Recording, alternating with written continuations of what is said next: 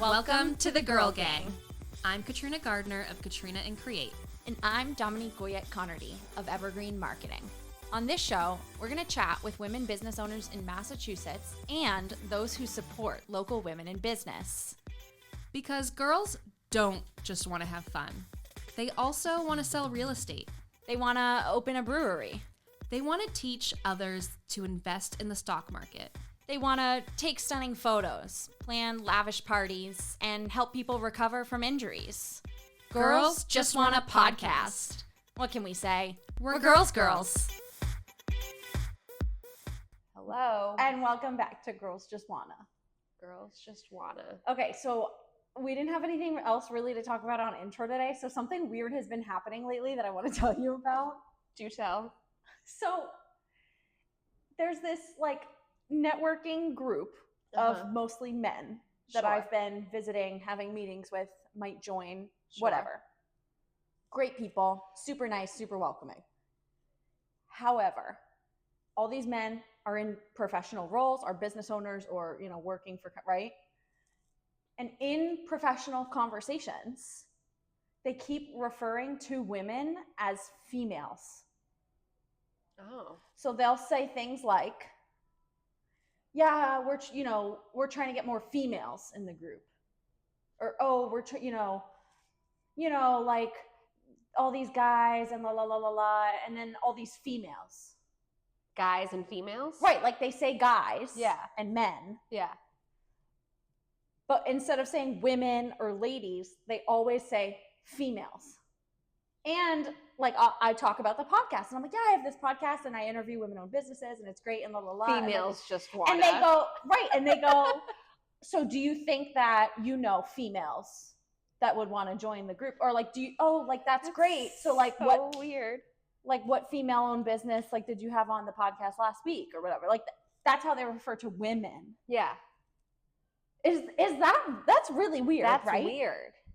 Because I'm like, but I've never heard you say males. You should start saying males. So I did say after I heard it from, it's not just one guy. It's four in separate situations. It's not like some guy says it and then in the same meeting the other guy says it. It's like I had coffee with this person and then I had coffee with that person and whatever. One-on-one, that's how they all refer to women. And I'm like, and you're married.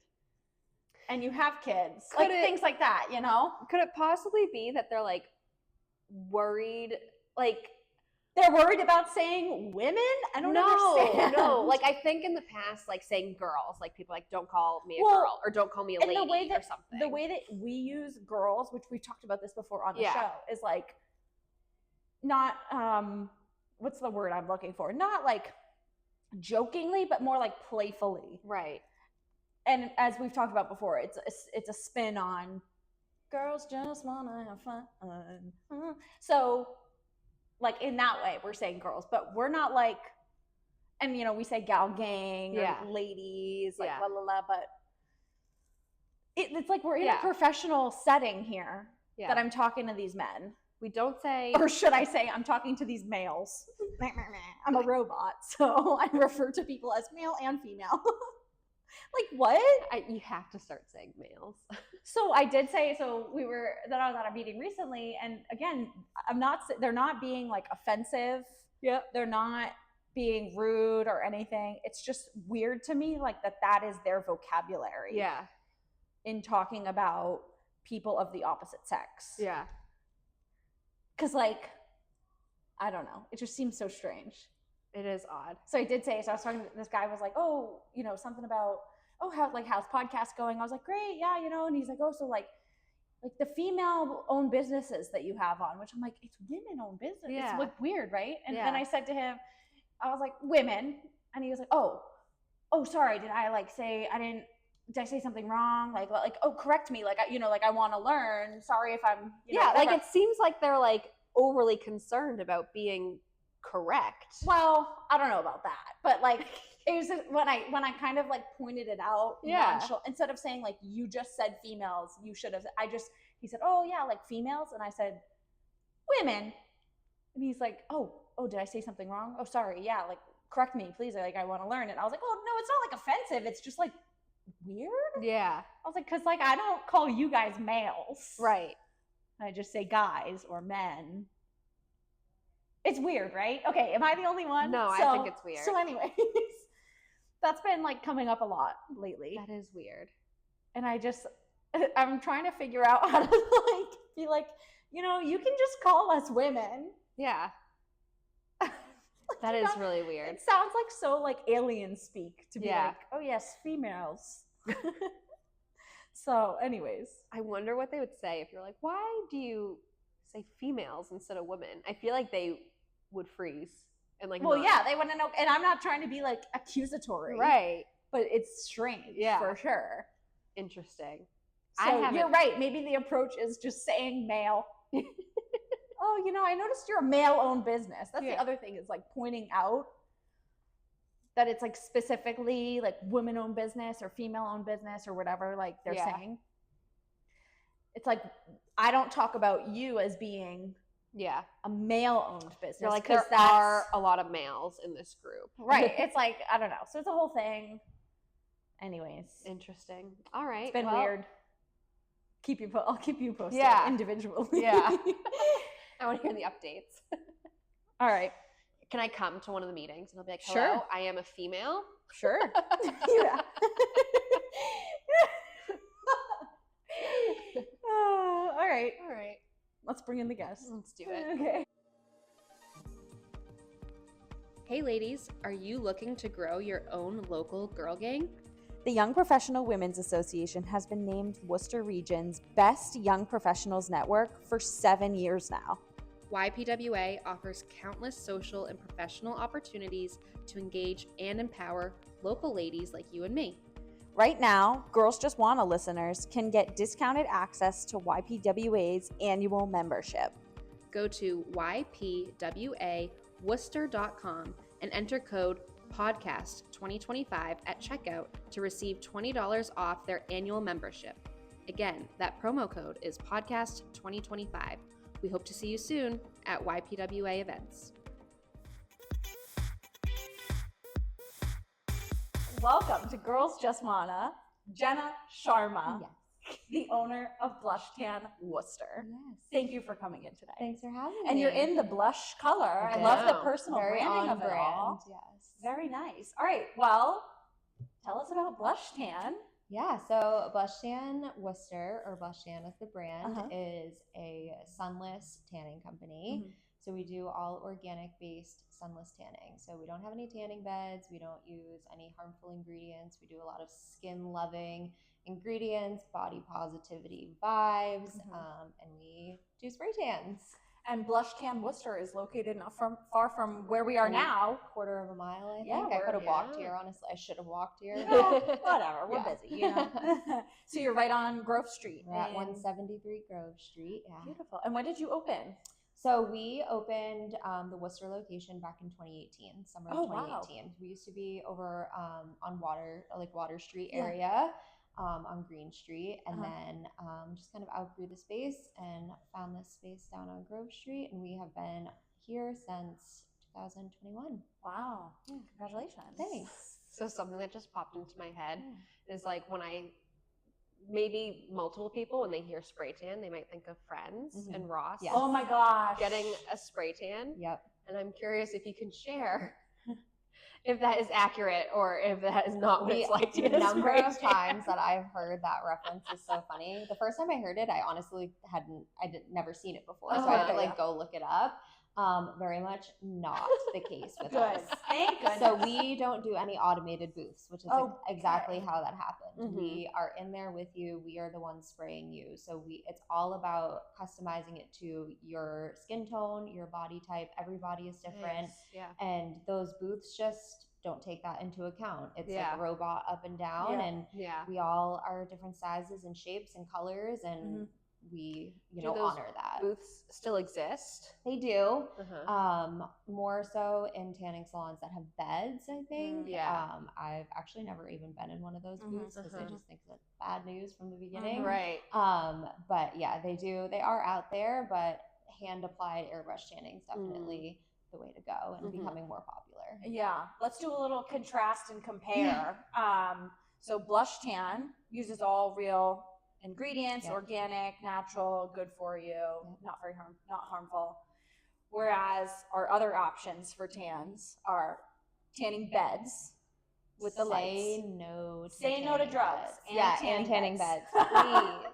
It's not worth it. So you've got tanning beds. You've got, like we just mentioned, the automatic spray tan like booth that you step in, you get sprayed by a robot, you step out, and then hope for the best. Right? What are our other options? Self tanner at Self home. tanner. Yep. Which is not bad. We have our own self tanning line. We have bronze and mousse. Depends on. It's highly dependent on what product you're using and how well you apply it. I have been spray tanning for 13 years and I am terrible at self tanning. Like I won't even try it. I'd rather just go get a spray tan. Like even the most like experienced people, like it can still come out patchy, it can still come out streaky, you can still miss part. Just because it's all about the application. And getting it on your elbows and your knees and they're just Oh dark. I cannot getting in between the fingers. Like there's a lot of things that can go wrong. Some people are great at it, but I'd rather get a spray tan. No matter what I do with this, the at home like self tanner, no matter what product I use the mitt to apply, whatever. Somehow, I still have orange hands. I still have brown spots on my knees. I still have. I just avoid my knees, and then they're white. And it's like. There's like no in between. Right. When am I going to give it up? Yes. Or when am I going to get it right? And also just the prep of it. But then, so we've got at home tanner. And finally, we have the sitting real out sun. in the sun and just baking yourself. And how do we feel about that? Which also is miserable if you do it in the summer. I get too hot. Like, You're just like sweating. No. It hurts. Yeah. How is it fun? I've been seeing these TikToks lately, and it's like kind of, supposed to be funny, whatever. Like, I'm busy from 11 to 3. Like, the UV index is going to be, a 9. So, like, this is what I do is I sit in the sun. And I'm just like, where do you find the time? I've been seeing that and on the TikTok. patience. Like, teens knowing the UV index. Yeah, that's a thing. Yeah. Which you should, because you should be using SPF. Right. When the UV index is above 3. But what is happening is you're roasting, you're damaging your skin. And I think in the beauty industry, we're all, like, everyone's always trying to do things to reverse aging, to make their skin look younger. Laying out in the sun is doing the exact opposite of that. For those who do Botox and fillers, what's the point of doing those if you're going to go roast in the sun? Because the money that you're spending on those anti-aging and looking younger alternatives, you're just undoing by the skin damage that you're getting. So I mean, I have yet to go to BlushTan, but I have to say, just by comparing and contrasting my other options, this sounds like the best option. It is. I agree. I mean, not to make an easy sales pitch for you, but like that sounds like the best of all the options. And it's instant gratification, right? Yeah, so you're laying in the sun for days on end or having to go in a tanning bed for days on end to build up that color, 20 minutes with us and you have reached the color that you want to achieve, whether it's the most natural, just warm up of the skin tone, a slight glow where someone like looks at you and they're like, you look great. Yeah. Or you want to look like you just got back from the Bahamas. We can do that too. It's up to your skin tone. You come in, we do a consultation, we look at your undertones, we talk about what you're looking to achieve, what you're getting tan for. Are you getting married? Because we're going to be a little bit more conservative with your color. Nobody wants to be super dark generally on their wedding day. Is it for prom? Same thing. Or are you going on vacation and you want to, look like you've been there for a few days already without having to sit in the sun and, damage your skin? We can do that too. We can make you look like you've already been on vacation before you get on your flight. You've talked about instant gratification of it. Yep. So I was on your website looking over the different ways you offer the spray tans, like the different services or products. And so you have different kind of like time frames, it seems like. Can you do a quick breakdown, quick overview of what you could choose from? Yeah, so 3 different time frames, and it really just comes down to your schedule. We custom mix the color regardless of which option you choose. We, blend it to what your skin tone looks like and what you're looking to achieve. But we run the gamut of I'm super busy and I need to shower really quickly, or it's 7 p.m. I'm going home, watching Netflix and going to bed, and I'm going to shower in the morning. So our original solution, you leave on for 12 hours. that is I call it like the set it and forget it. Go home, go to bed, wake up, shower. You don't have to do anything. You don't have to think about it. The Express has you showering 4 to 6 hours after application, and then the Super Express is 2 to 4 hours. So you can come in at 9 a.m., shower by 11, and go on with the rest of your day and not have to worry about getting wet or sweating. You don't want to do any of that while the tan is setting in. Same thing, no makeup, lotion, or deodorant on the skin. You just kind of want to let your skin absorb the product. And then once you shower off, you're good to kind of resume your normal like lifestyle and activity. But we have so many options because everybody's schedules are different. We have people that come in before work, they need to shower quick before going in, and then they're working the afternoon or evening, or people that come in after work, they're going to either want to shower before bed or they're showering in the morning. So we want to be able to offer something for everyone and to fit everyone's schedule. Yeah. So BlushTan's solutions are all natural, organic ingredients.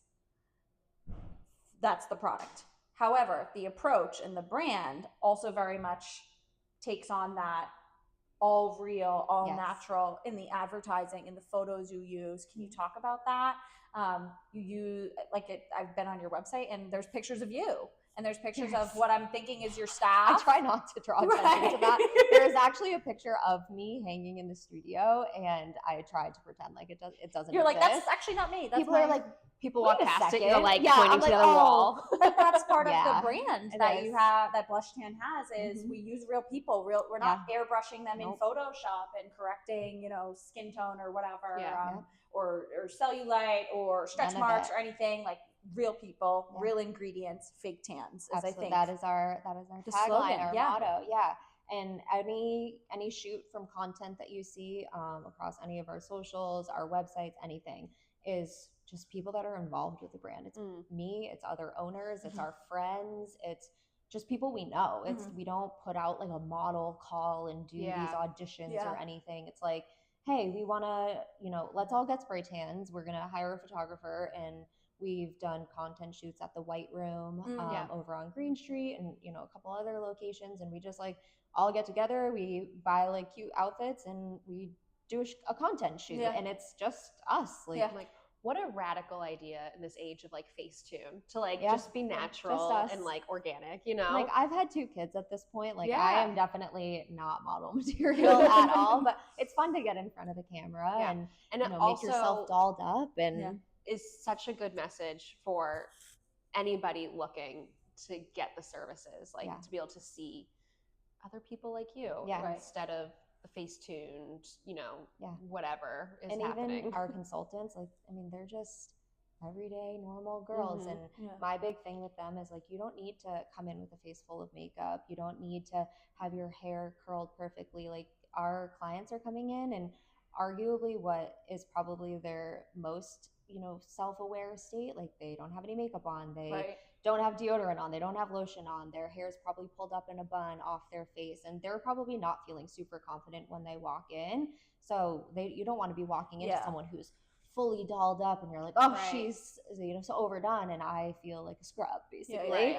But then they're getting their tan and they look in the mirror and you just see this confidence come back, and they all the worries just melt away, and they're like, oh, I look great. This is amazing. I look awesome. So to be able to have that experience in a otherwise not great self-confidence moment is amazing. Yeah. Okay. I want to hear kind of the Friends example. Yeah. If there are any tan horror stories, obviously not by your fault or your studio's fault, but maybe people come into you with an experience like Ross on Friends. I went to the automatic booth robot thing and I turned bright orange and now I'm going to come here. Yeah. Help me. Yeah. Have you heard, or people not prepping the right way and then the tan, or they didn't know not to shower right after, or not to, go to the gym and sweat it out right after. What are some tan horror stories you've encountered? So I would say prep is definitely the biggest issue. especially this time of year, we are seeing a lot of sunburns. And if you look at our Instagram, I actually just posted recently about what happens when you spray tan over a sunburn, and it does not look good.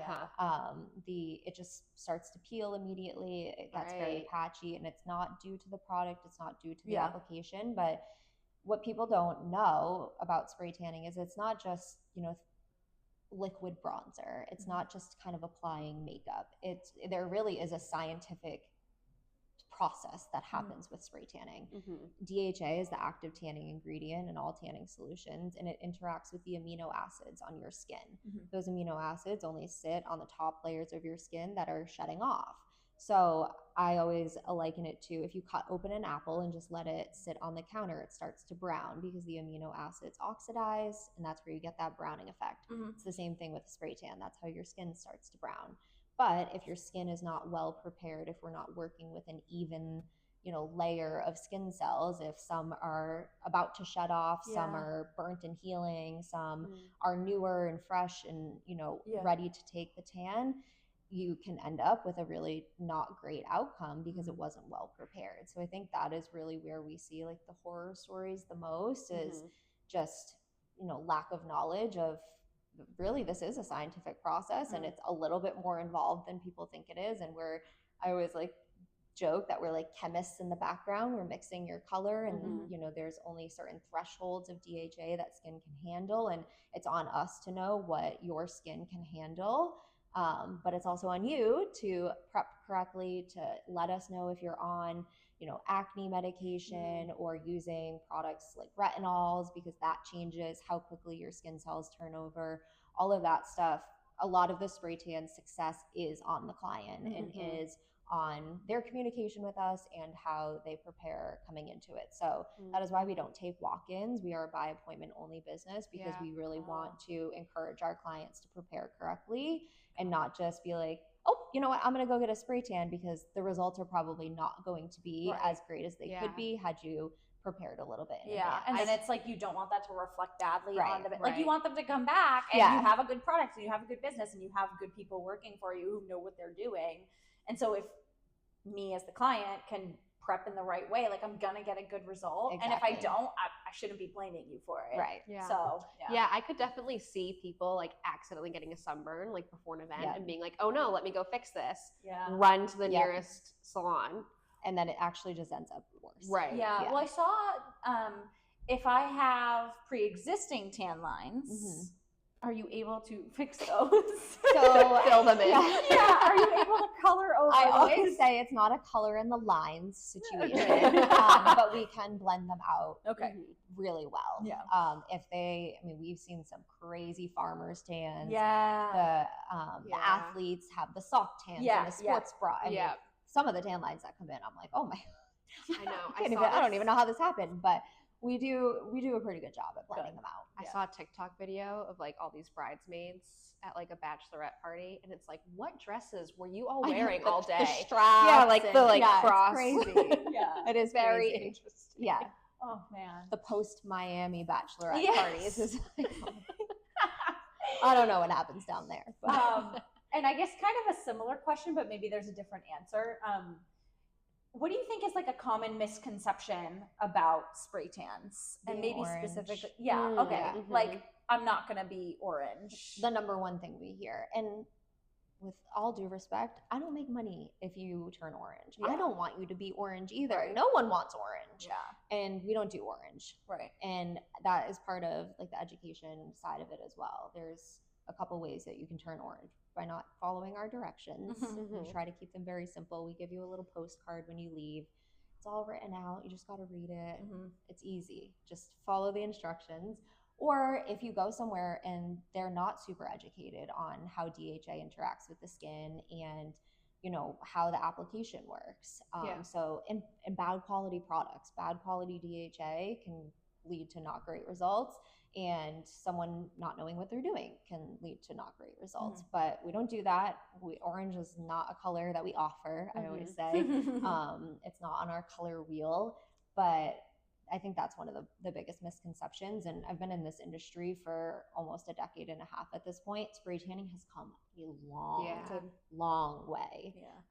You know, when BlushTan first opened in 2010, like all that existed was booth spray tans. And those, who knows how long that solution's been sitting in that booth for. You don't know if it's expired. It's not tailored to your skin tone. Like there really has been such a huge change in the industry away from that like one color fits all, like you get in, you get dosed, you know, hosed down, and then that's it. You get what you get and you don't get upset. Like that's not how it is anymore, but there is still that misconception. So we really try to encourage clients to come in, have a consultation with us. Like we're going to hear you out on what you're looking for. And I think more often than not, our clients, you know, they want something that looks really natural for their skin, and that's what we specialize in. We don't do the bodybuilding tans, the like you like are clearly this is a fake tan. Like we want my biggest compliment as a professional is when you get a spray tan and then one of your friends sees you and they're like,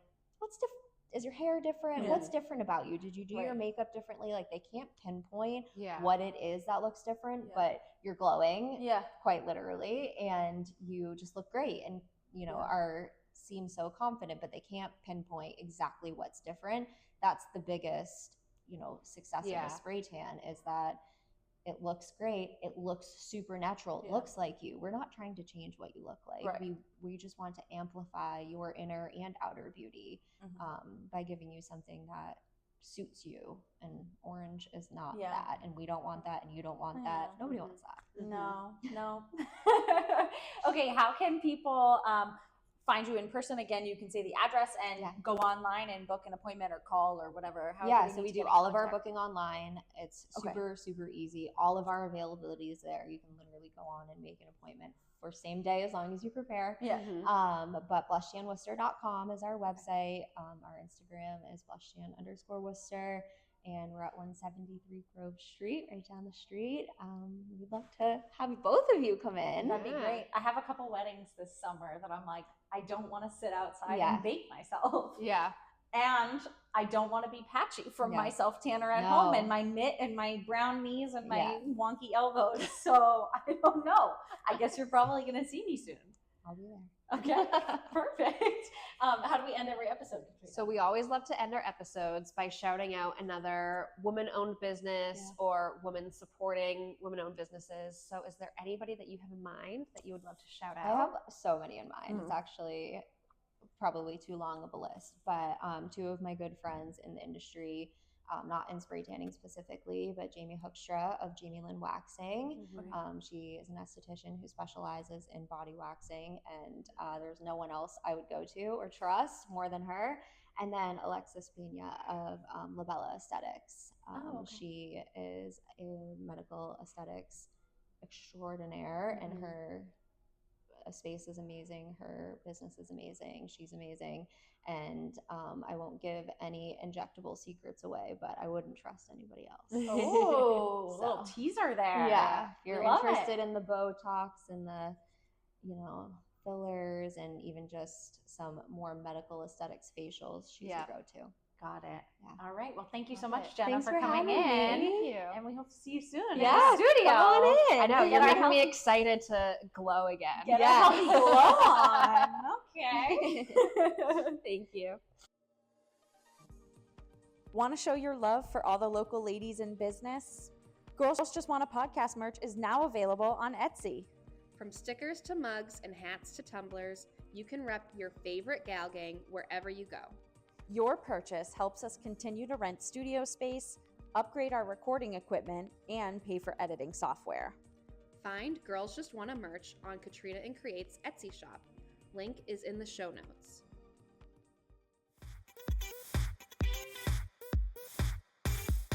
Hate it. We're back at it. You want to go first this time? Sure. Okay. My first one, hard it or hate it, fake tans. I'm going to go hard it. Yeah. The sun be doing a number. And I'm still young, but I can only imagine what my skin will look like when I'm older. So I actually stopped. We've talked about this before because I think we did a self-tanner, hard it or hate it at one point. which I'm pretty sure I said heart, because I have been, as much as like I love this time of year being like, oh, the sun, like, hello sun. Yeah. I haven't seen you in so long and you feel so good on my face.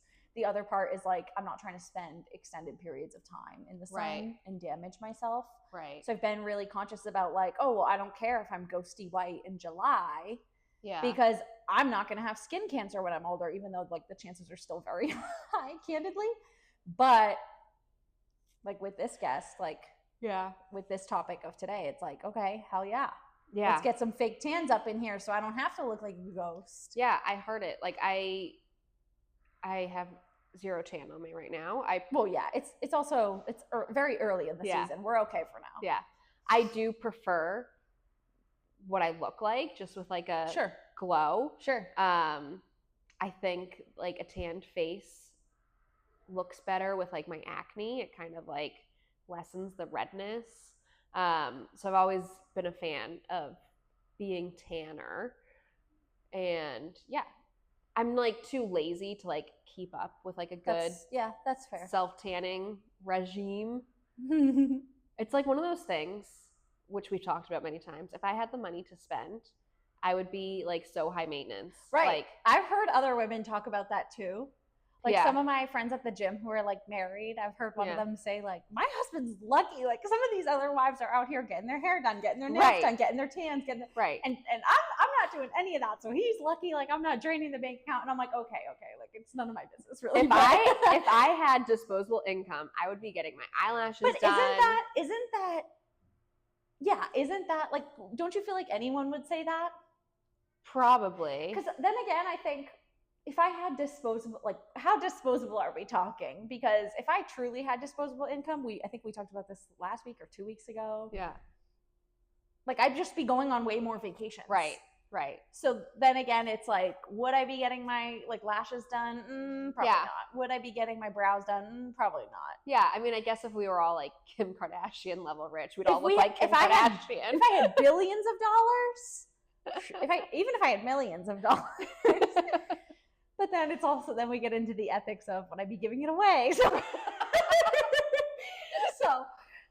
I don't know. The question still stands. Would Dominique be getting I don't think I'd be getting my eyelashes done. That's a different conversation. Oh, yeah.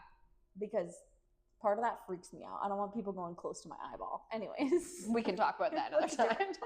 We need to we're both going hard at for fake tans. Yeah. Okay. Here's one of mine. This is going to seem controversial. Okay. Heart it or hate it. Podcasts. Now, you don't get to say, you people out here listening, don't get to say hate it for this podcast. But this could be your exception to the rule. Right. If this is the only podcast you listen to, that's fine. Right. I support that. Keep listening. But in general, are you a podcast person? And I'm going to stress out until you answer.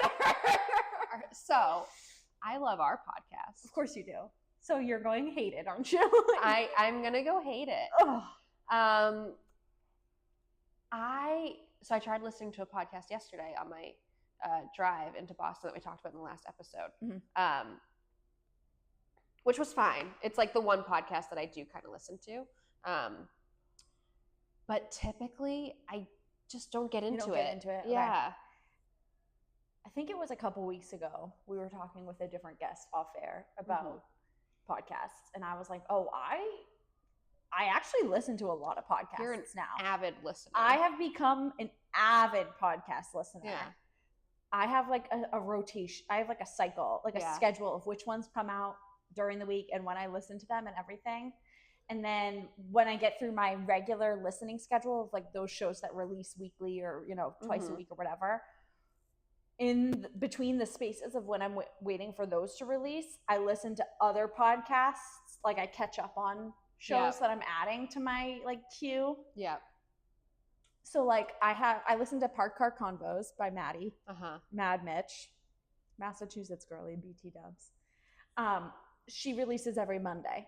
I listen to this like dating podcast, which I think is like so interesting because people will call in with like hotlines, and the whole time I'm like, dump him. But anyway, every single time. Every single time. Well, the questions they ask, it's like, okay. Girl. Yeah, I mean, I guess if you're calling a podcast to talk about it, it's probably not a good situation. It's not always like call-in episodes. She does like dating advice, and she does like the science and psychology. She's a matchmaker. Sure. So that one comes out on Tuesdays. I always listen to that. And she also like talks about like dating adjacent stuff. So she talks to like sex therapists and like, you know, it's just like kind of interesting topics. So yeah, that one comes out every Tuesday. I listen to Demoted with Corporate Nat and Corp Bro. Yeah. And that comes out every Tuesday. I listen to the I've Had It podcast we've talked about before. That's every Tuesday, Thursday. I just started listening to a new one, Smart Girl, Dumb Questions. That comes out every Friday. And then did you see Amy Poehler has a podcast now? I did not see. Oh my God. So she has a podcast. I don't even know which day she releases because I'm catching up now. She's done like 10 episodes so far. So I'm catching up on them. Yeah. But she just had like Michelle Obama. I'm like, heck yeah. Yeah. And then there are other ones I like sprinkle in here and there too. So I did used to listen to podcasts all the time, but it was years ago at my last job when I worked in an office in a cubicle. And a large part of my job was editing photos, and I would sit there for like hours and do mindless like photo editing, and I would just listen to like true crime podcasts. And then I tried to start doing that where I work now, which was my next job, but the work wasn't quite as mindless. So I will say I listen throughout the day at so many different times. When I'm driving, when I'm getting dressed or like doing my makeup, when I'm cleaning the house, like anything, like when I'm walking, when I'm eating lunch, if I'm like sitting outside, just listen to a podcast, like all that. But I won't listen while I'm working. Yeah. Because I'm focused on writing social media captions or like writing a blog, writing an email. So like that's where I think in that sense, like multitasking is a bad idea because then I'm not listening to the podcast. Yeah. So anyways, Heart It. I love podcasts. Okay. I'm becoming such a podcast junkie. Okay. Like give me all your podcasts. Podcast queen. Yeah. Okay. Epic podcast. That's my rant. So I hope you guys also like podcasts. Send me your recs if you have good ones. I don't listen to crime ones or horror or anything like that. So no, I'm also open to recs. I mean, the one that I've been listening to is called ADHD Besties. Okay. And it's these two Australian girls, and they like just have really fun banter, but also talk about like the things that people with ADHD may struggle with and how to like. Speaking of ADHD, let me interrupt. No, I'm just kidding. That did make me think. There's another one I listened to called Point of the Story with Sarah Noel, and she's local. She's a copywriter. She owns Between the Lines Copywriting. So she has this podcast that releases every Thursday, which I also listen to. And her whole thing is like, it's a podcast for the squirrels. Is what she calls like people with ADHD. Sure. She has a squirrel brain. Yeah. But yeah. Okay. Sorry. No, that's okay. All right. So next. What's next? Yeah. Heart It or Hate It, weighted blankets. I'll go Heart It. I have one. I like it. I thought you were going to say I've never used. No. I have one. Okay. It was gifted to me a few years ago. I have one. I like it. I don't use it enough. I should probably use it more. I feel like if I had been asked years ago, I would have said Heart It because we have one. Okay. But if the thing is so goddamn heavy. Well, that's the idea. I know. Once I have it folded and put away, I'm like, God damn it. I know. It is. I mean, listen, the gun show. Yeah. I'll get it out. But like, I always forget that it's there. So I don't take it out. But I should probably use it more than I do. Yeah. To help me, calm the freak down. So I bought it for Jesse because he wanted one. And when I was buying it off Amazon, it was like, you can choose the weight. And you're supposed to choose the weight based off of your weight. So that it's like evenly dispersed. And for some reason, my brain was like, well, if you're going to spend money on a weighted blanket, you got to get your money's worth. And so you bought the heaviest one? I bought the heaviest one. That's why you're like, this thing is so dang heavy. It's heavy. I feel like it's actually the weight of my mattress. I should just sleep under my mattress. They are great as a barrier between you and your cats when cats are like meeting. Oh, that's so brutal. Yeah. But I think I'm going to say hate it because, oh my God, it's so heavy. Maybe I'd change my mind if I got a different one that's like smaller. But all right. The last one I have is Heart It or Hate It, Cricket. the Cricut machine? Heard it. So as you know, I have one. You have used it? I've used it. I made you a sweatshirt. Yes. Yeah, I made a few Which I get things. compliments on that. Oh, hell yeah. I've made a few things. Yeah. I don't think I'm the right person for it. Sure. It has been sitting in my closet now for a few months going unused. And so like I really have to like have a reason to be using it. I won't just kind of like I will say I use mine to make my stickers. Mm-hmm. If I didn't have that actively you probably going, wouldn't use it. Yeah. Yeah, it would be just collecting dust. I want to love it, but I also am like very aware too, as we've talked about a lot this year, of like, you know, overconsumption and just like not trying to like create new things and introduce them to our ecosystem. And so like, do I really need to Cricut a funny saying onto another sweatshirt or a t-shirt for myself? Do I really need, you know, another cup with a little whatever on it? Like, no, I don't. And so I have it. So I did make myself a doormat.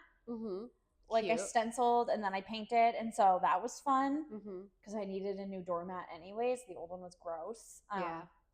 But like it's really hard to do it, to like get into it. So I'm gonna do a temporary hate it.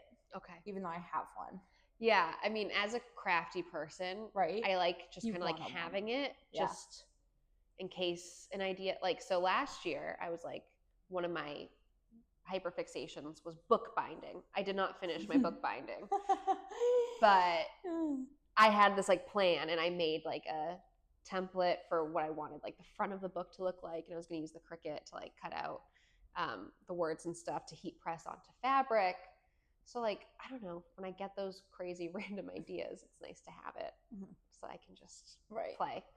But yeah, but you're more of that personality than I am. Like you do get crazy ideas and new hobbies and whatever, whereas I'm like, I feel like I do a lot of the same things, which is fine. But I won't have that sudden burst of like, oh, I need to do this, and then like do it. Yeah. And my podcast that I listened to, ADHD Besties, was like, oh, that's because you have ADHD. Well, like, I mean, yeah. And it's a big financial problem for a lot of people like me. It's classic. All right, that's it for Heart It or Hate It. Yep, and we will see you guys next week. Later, ladies. Later. Later, females.